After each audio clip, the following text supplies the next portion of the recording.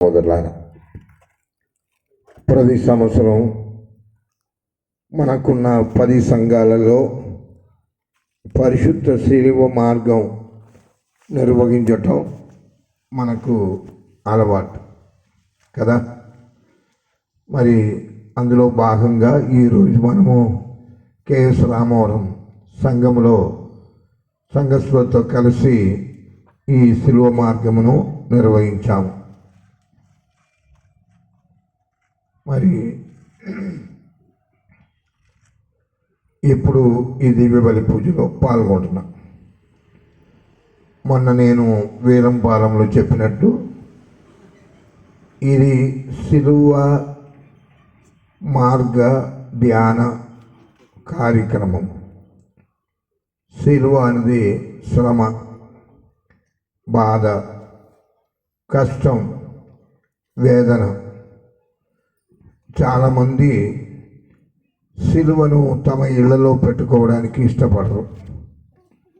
కారణం, సిలువ ఎక్కడ ఉంటుందో అక్కడ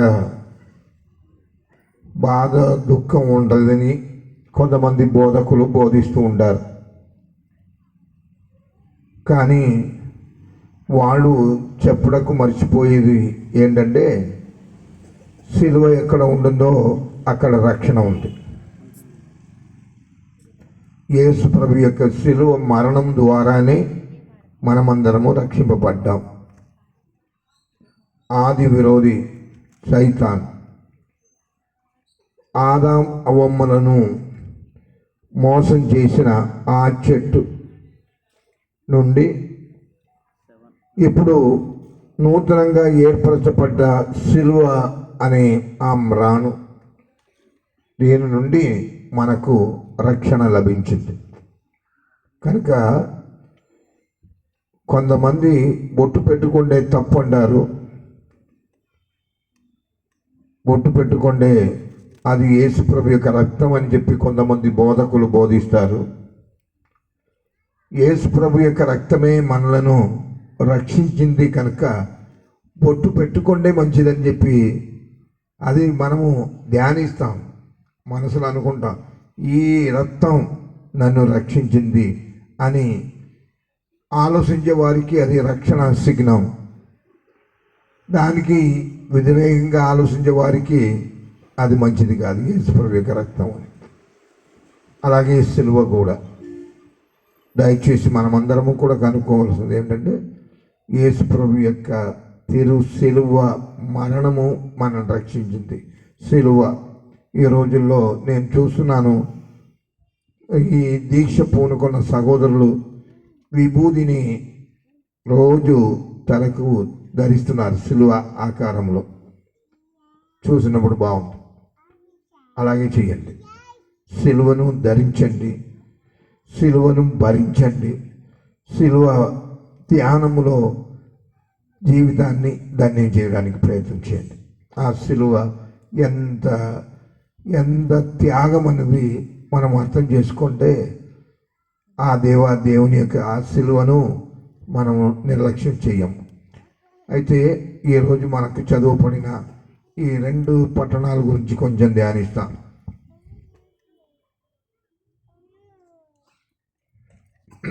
హోసేయ గ్రంథం నుండి మొదటి పట్టణం మనం చదువుకున్నాం. హోసేయ 14వ అధ్యాయం. ఎవరైనా చదవచ్చు. మైక్ ఉన్నవాళ్ళు చదివితే బాగుంటుంది, ఎందుకంటే అందరికీ వినపడుతుంది. హోసేయ గ్రంథం 14వ అధ్యాయము మొదటి వచనము. ఇశ్రాయేలులారా, మీరు మీ దేవుడైన ప్రభు చెంతకు మరలి రండు. మీరు మీ దేవుడైన ప్రభు చెంతకు మరలి రండు. మీ పాపమే మీ పతనమునకు కారణమైనది. Praise the Lord, praise the Lord, praise the Lord. ఇశ్రాయేలులారా అంటే ఆనాటి ప్రజలకు, ఇశ్రాయేల్ ప్రజలకు హోసేయ ప్రవక్త ఇచ్చిన హెచ్చరిక. మరి ఈరోజు మనలను క్రైస్తవ బిడ్డలారా అంటారేమో. క్రైస్తవులారా, నా నామములో జ్ఞానస్నానం పొందిన క్రైస్తవులారా అని అంటారేమో. ఇదే హోసేయ ప్రవక్త మన మధ్యలో వస్తే ఏమంటున్నారు? మీరు మీ దేవుడైన ప్రభువు చెంతకు మరలి రండు. మరలి రండు అండి, మరలి రండు అంటే అర్థమేంటి? మళ్ళీ తిరిగి రండు అంటే మీరు ఆయన దగ్గర నుండి దూరంగా ఉన్నారు అదే కదా?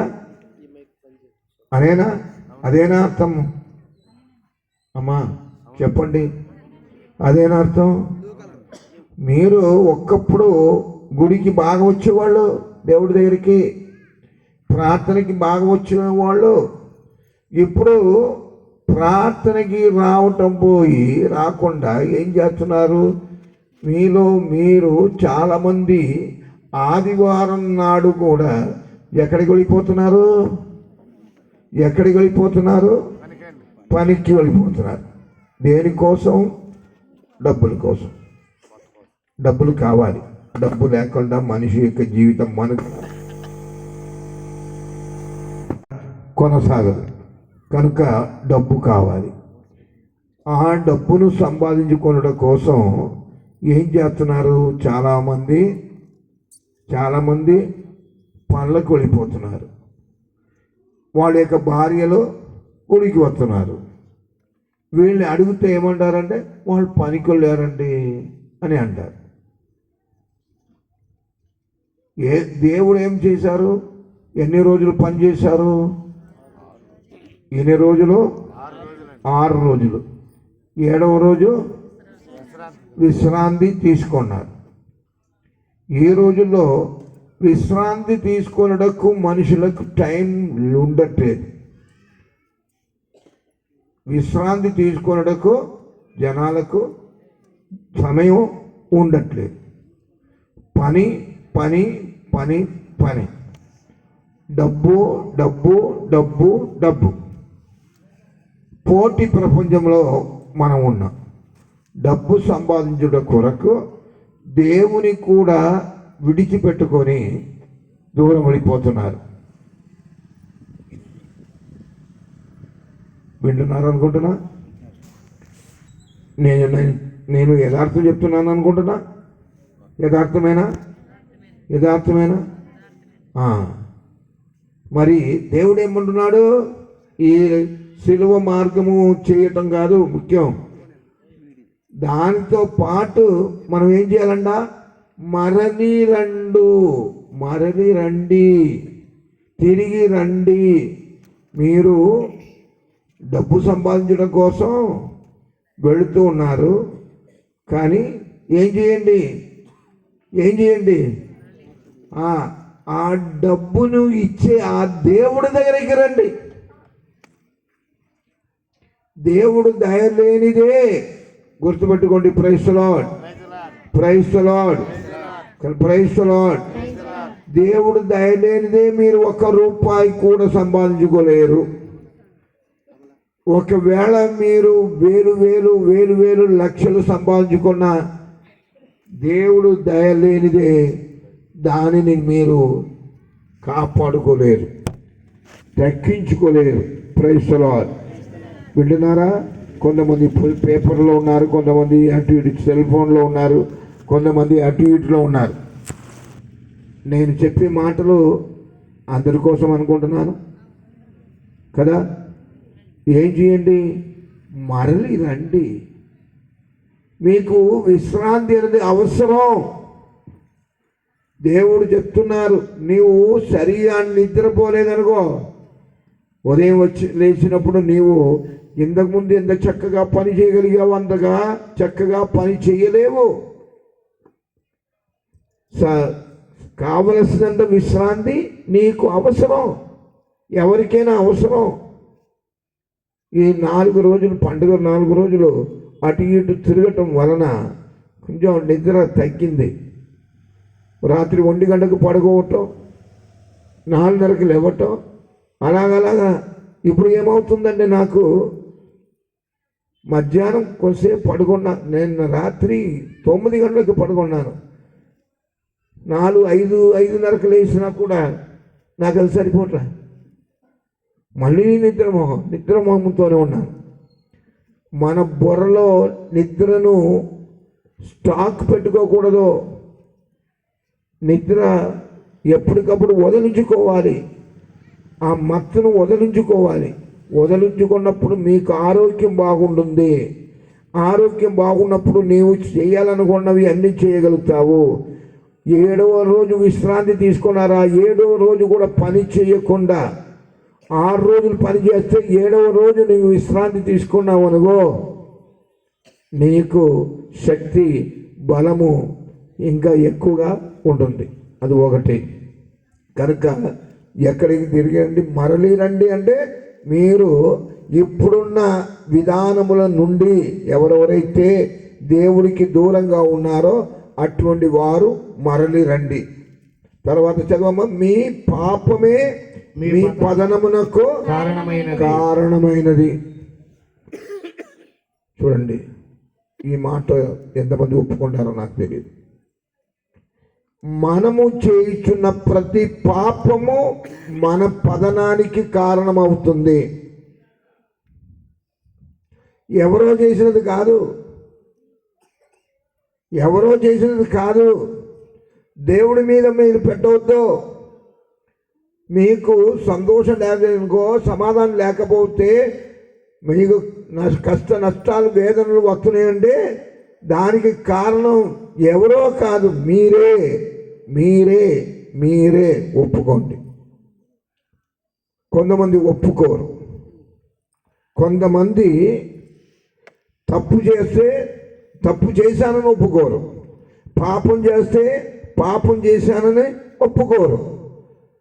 ఈ ఎప్పుడైతే మనం ఒప్పుకోవటం నేర్చుకున్నామో అప్పుడు మన మనస్సు ప్రశాంతత వస్తుంది. మనస్సుకు ప్రశాంతత వచ్చినప్పుడు మనం కొంచెం ఫ్రీగా ఉండగలుగుతాం. మనలో చాలామందికి తప్పు చేసినప్పుడు, పాపం చేసినప్పుడు ఒప్పుకొనే మనస్తత్వం లేదు. పాపం, తప్పు, ఒక్క మాట ఏంటి, సారీ అంటారు. తప్పు చేసిన తర్వాత ఏమంటారు, సారీ అంటారు. ఆ ఒక్కసారి నిన్ను ప్రశాంతంగా జీవింపనిస్తుంది. ఆ ఒక్కసారి చెప్పడానికి నీవు నిరాకరించినప్పుడు ఏమవుతుంది, నీకు ఇంకా ప్రశాంతత ఉండదు, నిద్ర ఉండదు. నువ్వు చేస్తున్న పాపమే, నీవు చేసిన పాపమే నీ పతనానికి కారణమైందని వాక్యం చెప్తుంది. గుర్తుపెట్టుకోండి. ఈ 2వ వచనం చదవండి. మీరు ప్రభువు చెంతకు మరలి వచ్చి ఈ ప్రార్థననే మీ బలిగా సమర్పింపుడు. ప్రభు, మా పాపములను మన్నింపుము, మా మనవిని అంగీకరింపుము, మేము నిన్ను స్తుతింతుము. అన్ని అసిరియా మమ్ము రక్షింపజాలదు. చాలు. మీరు ఏం చేయాలంట, ప్రభు దగ్గరికి తిరిగి వచ్చి ఏం చేయాలి, మీ పాపములను ఆయనకు అర్పింపుము, పరిహరింపుము, మా పాపములన్నిటినీ పరిహరింపుము అని దేవుని ప్రార్థన చెయ్యాలంటున్నారు. ఒక నిమిషం కళ్ళు మూసుకోండి, ఒప్పుకోండి. ఇప్పుడు ఎవరు ఏ పాపం చేశారో, నేను చేసిన పాపాలు నాకున్నాయి, మీరు చేసే పాపాలు మీకున్నాయి. ఆ పాపములను ఒప్పుకొని, దేవా క్షమించు, నేను పాపిని, నేను తప్పులు చేశాను, పొరపాటు చేశాను, నన్ను క్షమించు, నేను నీ దగ్గరికి తిరిగి వస్తున్నా, మరలి వస్తున్నా, ఈ పాపములు నేను ఇంకా చెయ్యను, నన్ను మన్నించు. నేను మీకు ద్రోహముగా, మీకే ద్రోహముగా నేను ఎన్నో పాపములు చేశాను, నేరాలు కూడా చేశాను. నేను పాపం చేసినప్పుడు నా పాపమును ఒప్పుకోలేదు, కనీసం మనసులోనైనా ఒప్పుకోలేదు. నన్ను క్షమించు అని దేవుని దగ్గర అడుగుతా. ఇంకా దీని గురించి చెప్పుకుంటూ వెళితే ఇంకా 2వ పట్టణాల్లో మనం రాలేము, టైము నేను మెయింటైన్ చేసుకోవాలి. అందుకనే ఇదిగో రెండవ పట్టణం మార్కు సువిశేషం 12వ అధ్యాయము 29వ వచనం 28వ వచనం ఎవరైనా చదవండి. ఒక్కడు వచ్చి అక్కడ వాళ్ళకి వినపడుతుందమ్మా? నేనేం చెప్పాను, కొంచెం మైక్ ఉన్న వాళ్ళు, లేకపోతే మైక్ కొంచెం ఈ మైక్ ధర్మశాస్త్ర బోధకులలో అలా కాదు అంటే, కావాలంటే ఈ కార్డ్లెస్ మైకే కదా, తీసుకోండి, మీరు చదవాలండి, అందరికీ వినపడాలి. ఓకే. ధర్మశాస్త్ర బోధకులలో ఒకటి వచ్చి వారు తర్కించుట చూచి యేసు చక్కగా సమాధానం ఇచ్చినని గ్రహించి ఆజ్ఞలన్నిటిలో ప్రధానమైన ఆజ్ఞ ఏది? చూడండి, ఆజ్ఞలన్నిటిలో ప్రధానమైన ఆజ్ఞ ఏది అని అడిగాడు. ధర్మశాస్త్ర బోధకుడు, వాడు ఆల్రెడీ ధర్మశాస్త్రాన్ని బోధించేవాడు, మామూలు మనిషి కాదు, ఏదో కుర్రవాడు కాదు, ధర్మశాస్త్ర బోధకుడే. యేసు ప్రభు దగ్గరికి వచ్చి అడిగాడు, ఆజ్ఞలన్నిటిలో ప్రధానమైన ఆజ్ఞ ఏది? చెప్పండి, మనకు దేవుడిచ్చిన ఆజ్ఞలన్నీ. మొన్న నేను వీరంపాలెంలో అడిగాను, ఎన్ని? చెప్పండి, గట్టిగా చెప్పండి. 10 ఆజ్ఞలు. అంతకు మించి ఏదైనా ఉన్నాయా? పాత నిబంధనలో అదే, కొత్త నిబంధనలో కూడా అదే. యేసుక్రీస్తు చెప్తారు, నేను వచ్చినది ఈ శాసనములను రద్దు చేయడానికి కాదు, వాటిని పరిపూర్ణం చేయడానికి వచ్చా. అయితే ఈ 10 ఆజ్ఞలు దేవుడిచ్చిన ఆజ్ఞలు. ప్రపంచం అంతా కూడా దాదాపు అందరూ కూడా వాడేది ఈ 10 ఆజ్ఞలు. ఎప్పుడు ఇచ్చారు ఈ ఆజ్ఞలను? మొన్న కూడా మనం చూసాం. ఎప్పుడు ఇచ్చారు? ఐగుప్తు నుండి ఇశ్రాయేల్ ప్రజలను తోడుకొని వచ్చినప్పుడు సైనాయి పర్వతం మీద మోషే కొండపైకి వెళ్ళి 40 రోజులు అక్కడ ఉపవాసం ఉండి దేవునితో మాట్లాడి చూడండి, ఉపవాసం ఉండటం మాత్రం కాదు, దేవుని యొక్క సమక్షంలో దేవుడు అతడు కలిసి కూర్చుని దేవుడు రాసి ఇచ్చిన శాసనం ఈ 10 ఆజ్ఞలు. అర్థమైంది కదా? ఏదో మనుషులు ఇచ్చిన శాసనాలు కావి. 10 ఆజ్ఞలు దేవుడిచ్చినవి. ఎవరి ద్వారా? మోషే ద్వారా. మొట్టమొదట ఎవరికి ఇచ్చారది? ఇశ్రాయేల్ ప్రజలకు సీనాయి పర్వతం మీద ఇచ్చారు. ఓకే. ఈ 10 ఆజ్ఞలు ఎన్ని ఆజ్ఞలు? 10 ఆజ్ఞలు. ఇప్పుడు ఎప్పుడు ఇచ్చారంటే, ఎప్పుడో ఇశ్రాయేల్ ప్రజలను బానిసత్వం నుండి తోడుకొని వస్తూ ఉండగా ఇచ్చిన ఆజ్ఞలు ఎన్నో వేల సంవత్సరాల క్రిందట ఉన్నది. ఇప్పుడు రాను ఆ 10 ఆజ్ఞలను ధర్మశాస్త్ర బోధకులు పరిసయ్యులు ఎలాగ చేసేసారంటే 613 ఆజ్ఞలుగా మార్చేశారు. సారాంశం ఒకటే, ఆ 10 ఆజ్ఞలే. కానీ రాను 613 ఆజ్ఞలుగా మారిపోయినాయి. కనుక అందరికీ కన్ఫ్యూషన్. ధర్మశాస్త్ర బోధకులకు కూడా అర్థమయ్యేది కాదు, అసలు ఏంటిది, అసలైనది, ఒరిజినల్ సారాంశం ఏమిటి, ఆజ్ఞలన్నిటిలో ప్రధానమైనది ఏది అని చెప్పి అతను అడుగుతున్నాడు. అందుకే ఏం చెప్పారు యేసు? 29వ వచనం. అందుకు యేసు ఆయన సుందరరావు గారికి ఇవ్వండి, ఇందాక నేను ఆయన దగ్గర నుంచి తీసేసుకున్నాను. మైకి ఇవ్వమ్మా తల్లి, పాపం ఆయన ఫీల్ అవుతాడు. నేను చెప్పినప్పుడు ఇశ్రాయేలులారా ఇశ్రాయేలులారా వినుడు.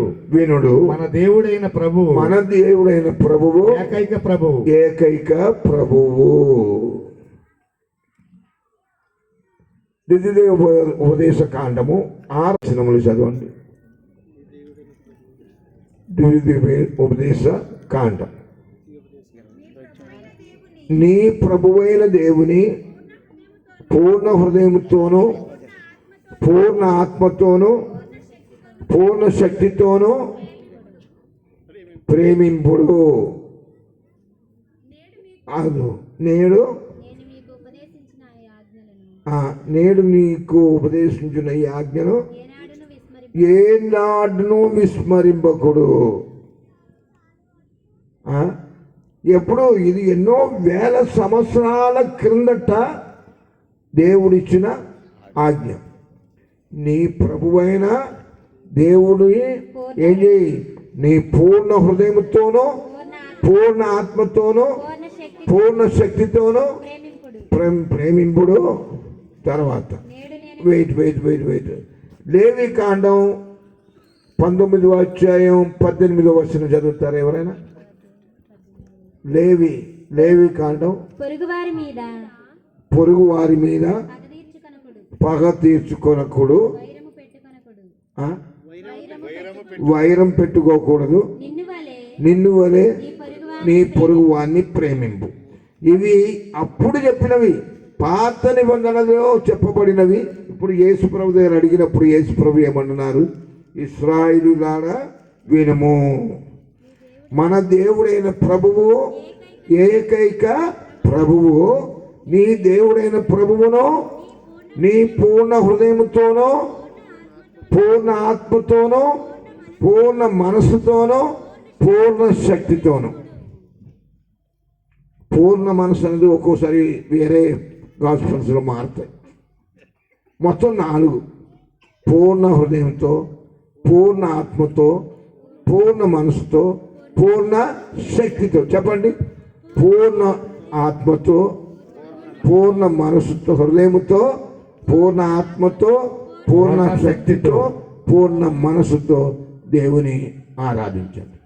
ఇది ప్రధానమైన ఆజ్ఞ అన్నారు యేసు ప్రభు. తర్వాత చదవండి. నిన్ను నీవు ప్రేమించుకొనున్నట్లు నీ పొరుగు వాణ్ణి ప్రేమింపుము. ఇది 2వ ఆజ్ఞ. అడిగినది ఒకటే, ప్రధానమైన ఆజ్ఞ ఏది అని అడిగాడు. యేసుప్రభు ఏమన్నారు? 2 ఆజ్ఞలు చెప్పారు. మొదటిది దేవుడి గురించి, రెండవది పొరుగు వారి గురించి, అంటే మానవుని గురించి, పొరుగు వారి గురించి. Praise the Lord. Hallelujah, hallelujah. తండ్రి వందనం, యేసయ్య వందనం, యేసయ్య వందనం, ఆత్మదేవా వందనం. హల్లెలూయా, హల్లెలూయా, హల్లెలూయా. గుర్తుపెట్టుకోండి, బైబిల్ యొక్క సారాంశం ఏమిటి? ఎవడైనా వచ్చి నువ్వు బైబిల్ చదువుతున్నావు కదా, నీ దగ్గర బైబిల్ ఉంది కదా, ఎన్ని సంవత్సరాలు చదువుతున్నావు కదా, బైబిల్ యొక్క సారాంశం 2 మాటలో చెప్పు అని అంటే ఏం చెప్తారు?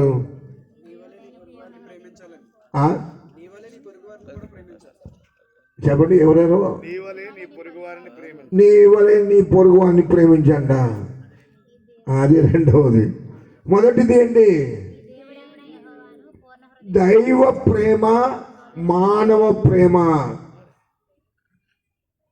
దైవ ప్రేమ, మానవ ప్రేమ. ఇదే ప్రేమ. ఒక్క మాట చెప్పాలండి, ప్రేమ. ఆ ప్రేమ ఎలాంటిది? దేవుడు ఎడల ప్రేమ, మానవుని ఎడల ప్రేమ. ఈ పొరుగువాడు అన్న వెంటనే ఒక బైబిల్లో ఒక అతను అడిగాడు, నా పొరుగువాడు ఎవడు అన్నాడు కదా. నీ పొరుగువాడిని నీ వలె ప్రేమించమని చెప్పినప్పుడు వాడు వెంటనే ఏమడిగాడు?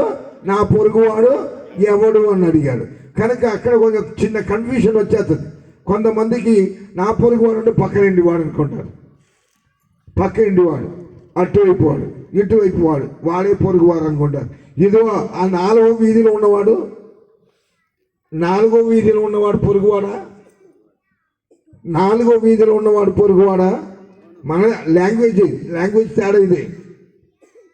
పొరుగువాడే, కానీ మన భాషలో ఉన్న లోపాలు అందువలన కొంచెం అర్థం మారిపోతుంది. అందుకని నేనేం చెప్పాను, దైవ ప్రేమ మానవ ప్రేమ. మానవుడు ఎవరైనా సరే నాకు పొరుగువాడు నిర్వహించటం మానవుడు. దేవుడు మన దేవుడు ఏకైక దేవుడు, వాడు ఒక్కడే దేవుడు, ఒకే దేవుడు. దేవుడు ఈ ప్రపంచంలో లేడు. కలిసి అంటే ఈ దేవుడు నిర్వహించాము. ఈ దేవుడు ఎవడు? మరి ఈరోజు మన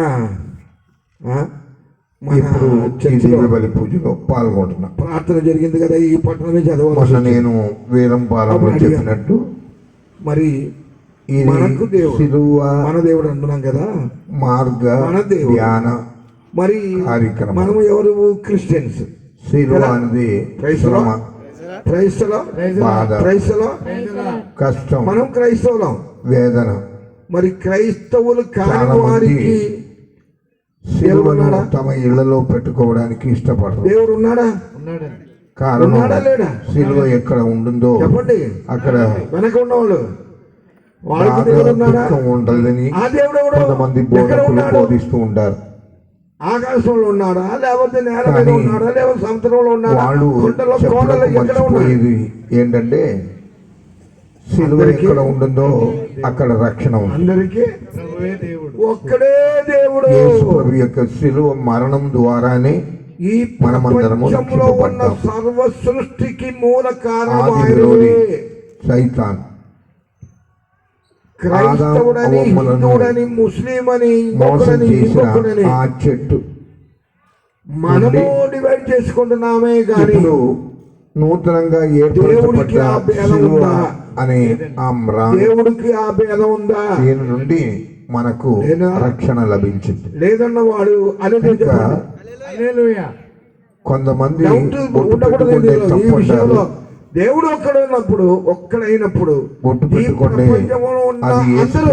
అమెరికాలో ఉన్నవాడు, ఆఫ్రికాలో ఉన్నవాడు, ఆసియాలో ఉన్నవాడు,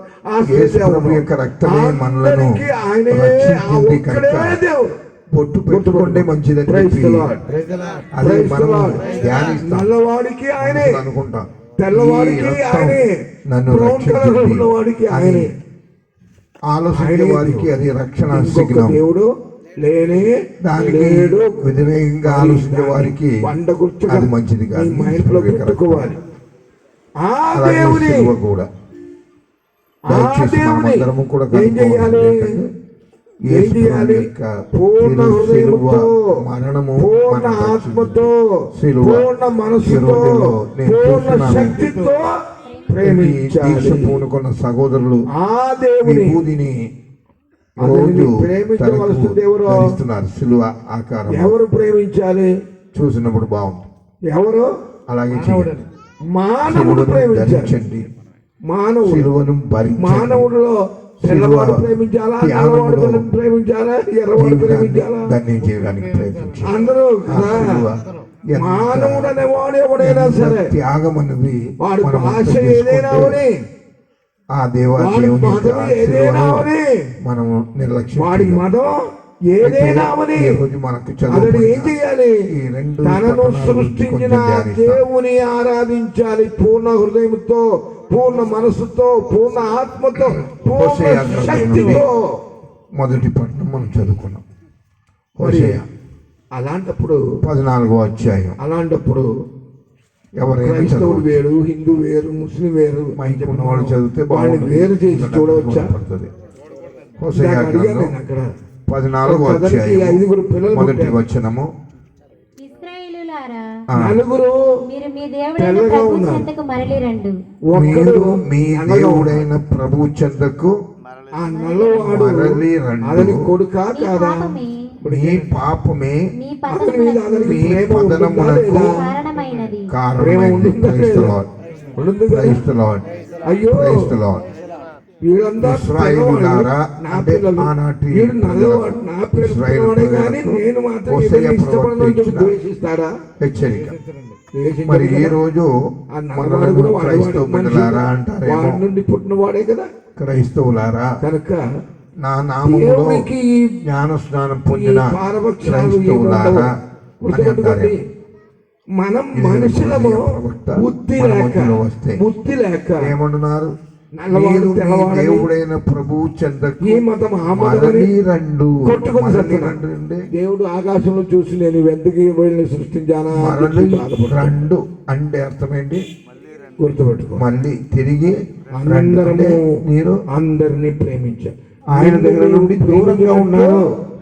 నీ అదే కదా? పొరుగు వానిని అదేనా? ప్రేమింపుము అదేనా అర్థం?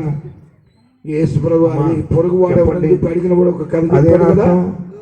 ఒక కథని ఏం మీరు చేశాడంట? ఒక్కప్పుడు యెరూషలేము గుడికి నుండి బాగా ఎరుకో వచ్చేవాడు, వచ్చేవాడంట. దేవుడి దగ్గరికి లేదా ప్రార్థనకి బాగా కడికల నుండి వచ్చేవాడు. యేసు రామవరం వస్తున్నాడు. ఇప్పుడు ప్రార్థనకి దారిలో రావటం పోయి రాకుండా ఏం ఏం చేశారు? చేస్తున్నారు?